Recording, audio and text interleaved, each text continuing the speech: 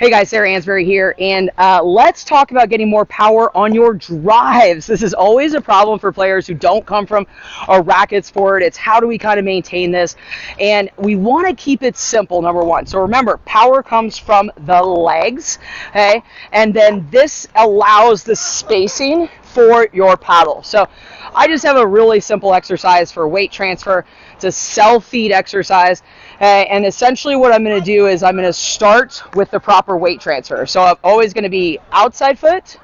Okay. Now see, when I go outside foot, my non-dominant is out here. This is actually my contact point. So when I drop the ball, my paddle is going to go through there. Okay.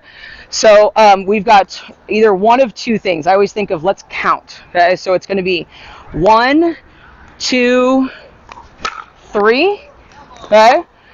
Or it's going to be 1, 2, and then 3. So notice my weight is always coming off of my back foot into my front foot. Okay? Now also notice that my front foot is going forward, which allows me to continue going forward. Now I come from tennis, okay, and this is more of an approach shot than a baseline shot or a ground stroke. So I got to stress that, because I have a lot of people that are wanting to turn all the way to do this. We want to think, how do I keep going forward? Okay? So I want my toes to go forward. Now, here it is. It is a myth that a bigger backswing is going to generate more power for you. Remember, power comes from the legs, and then this sets up the strike zone, so I have room to actually swing through the ball. So I'm just going nice and easy. Right foot, and you can see I'm even relaxing my wrist when I prepare. I don't want to tense up from this position, because when I swing, what I'm looking for, and you see it's a little bit of a cock in the wrist, but now my paddle tip is going to go out towards my target. Okay, so I'm going outside foot and inside foot. Okay, very simple exercise, but I really like the self-feeding. Okay. And what I like to do is pick a target. So basically this is why I'm kind of close to the sideline, okay? Because I want the ball to finish in that. Now see how my shoulders open up to that target? This is really important to generating your follow through, okay? Notice I'm not trying to do all of this action. Okay?